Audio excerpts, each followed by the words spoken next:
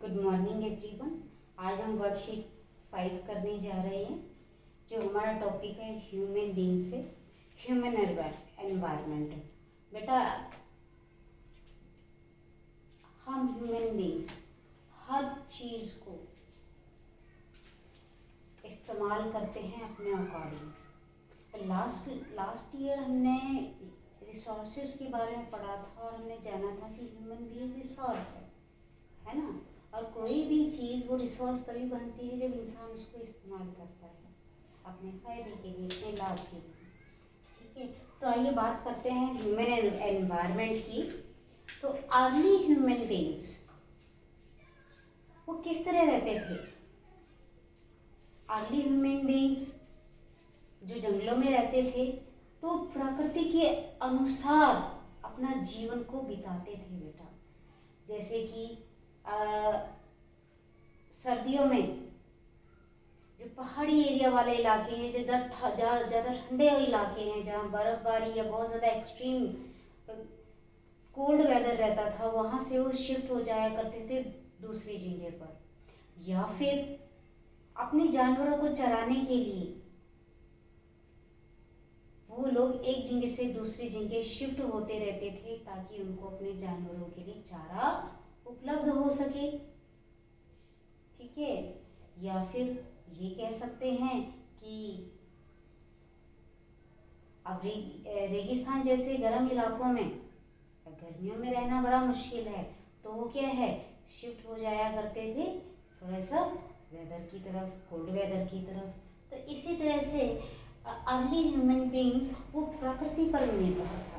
बेटा, कुछ हिंदी में भी लिखा है हमने आपको, ताकि आप हिंदी में भी इसको कॉन्सेप्ट को अच्छे से समझ सको।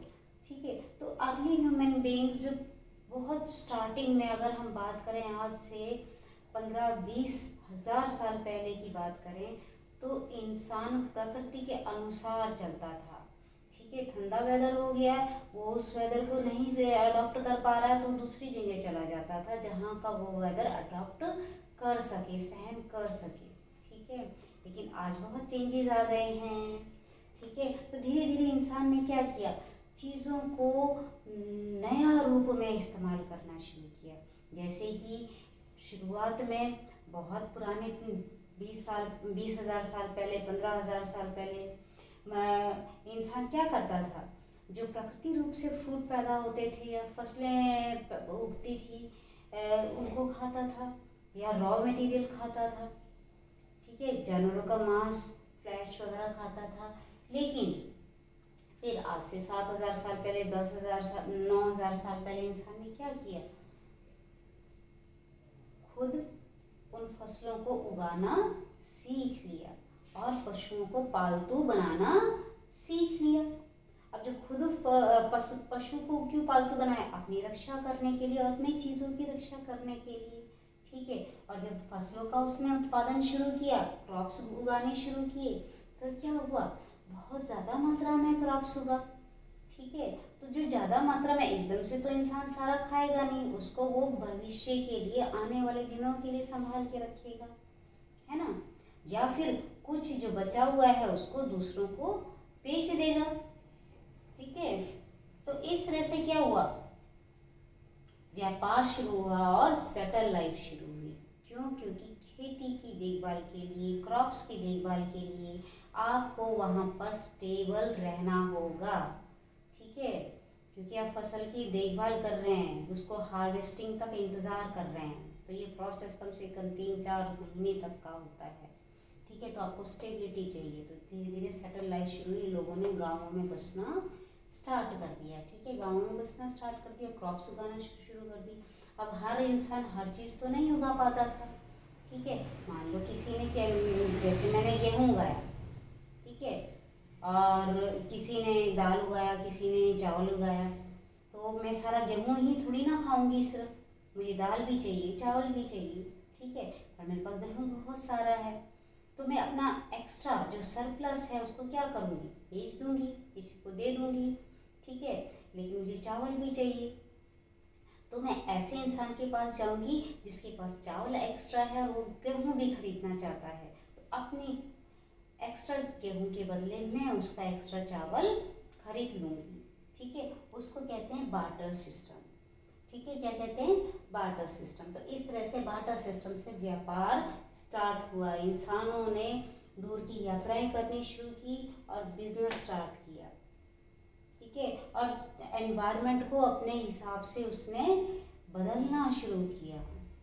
ठीक है, तो अब बार्टर सिस्टम से क्या हुआ? बड़ी दिक्कत आती थी। ऐसा इंसान कहाँ से ढूंढे जो हमारे पास जो एक्स्ट्रा चीज़ है वो खरीद सके और जो हम चाहते हैं वो भी उसके पास हो, है ना? तो ये बड़ा मुश्किल काम होता था। तो इस मुश्किल काम को आसान किया करेंसी ने। ठीक है, तो आने वाले टाइम में इस इंसानों ने कॉइन का इवेंट किया। ठीक है, पहले टाइम में क्या होते थे? मेटल के कॉइन्स होते थे, गोल्ड के, सिल्वर के, कॉपर के। आज के टाइम में क्या है? आपके पास कॉइन तो है ही है, साथ में करेंसी, कागज पेपर करेंसी भी है ना? कागज के नोट होते हैं, हिंदी में उनको मुद्राएं बोलते हैं। ठीक है, करेंसी को मुद्रा कहा जाता है। लेकिन अब देखो कितनी तेजी से समय बदल रहा है।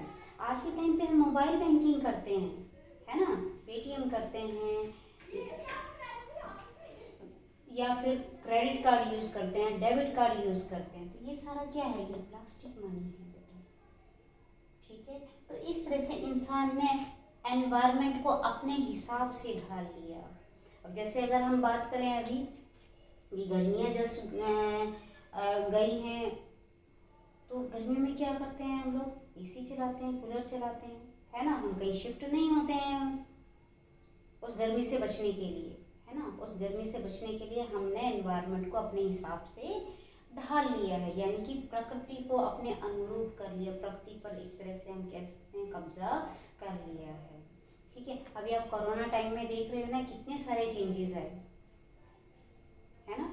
तो ये प्रकृति है जो हमसे वो अपना बैलेंस अपने आप बना लेती है। ठीक है, तो कुछ एक वर्कशीट दी हुई है बेटा, वो आपको करने के लिए वो कर लेना। ये यहाँ पर इतना ही, फिर मिलते हैं, बाय।